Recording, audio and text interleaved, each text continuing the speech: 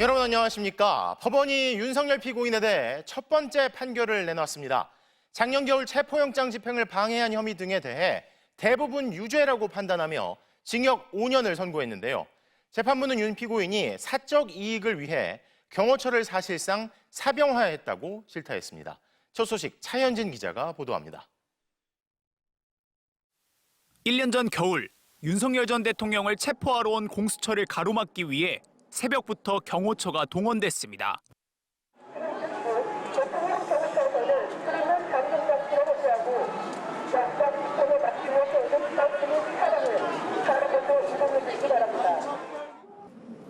영장 집행이 무산되기도 하는 어려움을 겪은 끝에 공수처는 윤 전 대통령을 체포했습니다. 이 체포영장 집행 방해 사건 등으로 윤 전 대통령이 구속 기소된 지 6달 만에 1심 판결이 나왔습니다. 형량은 도합 징역 5년이었습니다. 피고인 일어서십시오. 주문. 피고인을 징역 5년에 처한다. 재판부는 대통령으로서 누구보다 헌법을 수호하고 법 질서를 준수할 의무가 있는데도 대통령의 독단과 권력의 남용을 방지하기 위해 규정한 절차적 요건을 경시했다고 지적하며 영장 집행 방해 혐의를 비롯해 12.3 비상계엄 선포를 앞두고 국무위원들의 심의, 의결권을 침해한 혐의, 계엄 문건 사후 작성 및 폐기 혐의 등 윤 전 대통령에게 제기된 혐의 대부분을 유죄로 인정했습니다. 1심의 안위와 사적인 이익을 위하여 대한민국에 충성하는 경호처 소속 공무원들을 사실상 사병화한 것입니다. 윤 전 대통령 측은 대통령의 헌법상 권한 행사와 형사 책임의 경계를 지나치게 단순화한 납득할 수 없는 판결이라며 항소할 뜻을 밝혔습니다.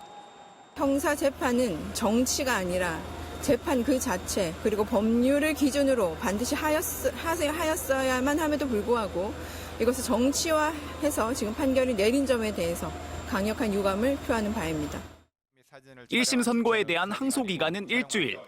윤 전 대통령에 대해 징역 10년을 구형했던 내란 특검도 곧 항소 여부를 결정할 방침입니다. MBC 뉴스 차현진입니다. 사형 구형엔 코웃음을 쳤고 앞서 이번 사건 재판 최후 진술에선 김건희 씨도 구속돼 있는데 집에 가서 뭐 하겠냐고 했던 윤석열 피고인이죠. 또 윤 피고인 지지자들은 최근 재판에선 방청석에 앉아 소란을 피우고 있는데요. 자, 그러다 오늘 실형이 선고될 때 이들은 어떤 반응을 보였을까요? 오늘 법정의 모습을 유서영 기자가 전해드립니다. 피고인 입정하십시오. 법정에 들어설 때까지만 해도 윤석열 전 대통령은 여유로워 보였습니다.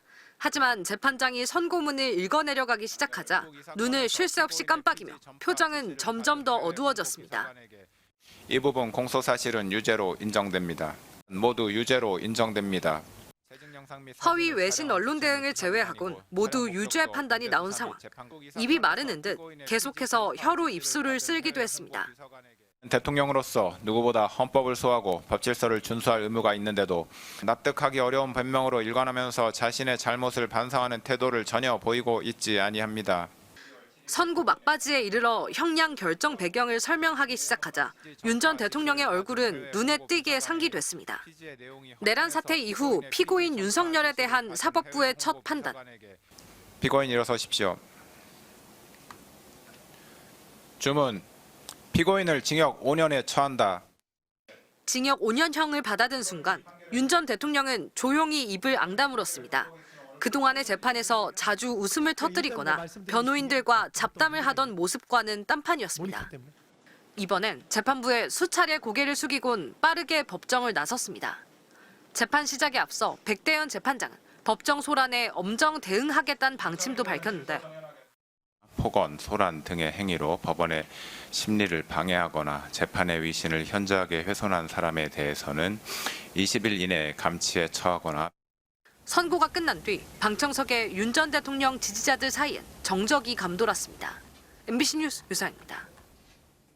이재명 대통령과 여야 대표단이 청와대에서 오찬을 함께했습니다. 이 대통령이 협력과 통합을 당부한 가운데 범여권과 범보수 진영 정당들은 제2차 종합특검법과 여당을 겨눈 쌍특검법을 두고 의견이 엇갈렸습니다. 국민의힘 장동혁 대표는 불참했습니다. 정상빈 기자입니다. 이재명 대통령과 여야 정당 대표들의 새해 첫 만남은 화기애애한 분위기에서 시작됐습니다. 대한민국 화이팅! 신보당이라서 이제 그것도 잘하시네. 먼저 발언에 나선 이재명 대통령은 협력을 당부하는 동시에 통합을 약속했습니다. 국가 안보나 외교적 문제를 해결할 때에는 야당도 힘을 모아달라고 호소했고 국가적 이익이나 아니면 우리 국민 전체의 대외적인 위상이나 이런 것들을 고려하면 대외적 관계에서는 가급적 함께 힘을 모아 가야 되겠다. 스스로도 국민의 다양한 의견을 최대한 반영해 통합에 나서겠다고 강조했습니다. 제2차 종합특검 그리고 쌍특검법을 두고는 범여권과 야권이 재차 입장 차이를 확인했습니다. 여당을 겨냥한 통일교 특검과 공천 헌금 특검을 요구하며 단식에 나선 국민의힘 장동혁 대표는 행사에 불참했고 빨간색이 안 보이는데 오늘. 오렌지 오렌지. 범보수 진영의 개혁신당 천하람 원내대표도 쌍특검 도입과 종합특검에 대한 거부권 행사를 요청하며 날을 세웠습니다. 여당이 죽은 권력을 부관 참시하기 위해서 특검을 재차하는 이런 나쁜 선례를 만들기보다는 반면 범여권 정당 대표들은 곧바로 앞선 특검에서 미진했던 수사 대상이 많다. 민주주의를 회복하기 위한 당연한 조치라며 종합특검에 대한 찬성의 뜻을 나타냈습니다. 부관 참시가 아니라 진실의 근거에서 역사를 바로잡고 민주주의를 회복하기 위한 당연한 조치라고 생각을 해주셨으면 좋겠습니다. 다만 이재명 대통령은 이날 회담에서 두 가지 현안 모두 뚜렷한 답변을 내놓지는 않은 것으로 파악됐습니다.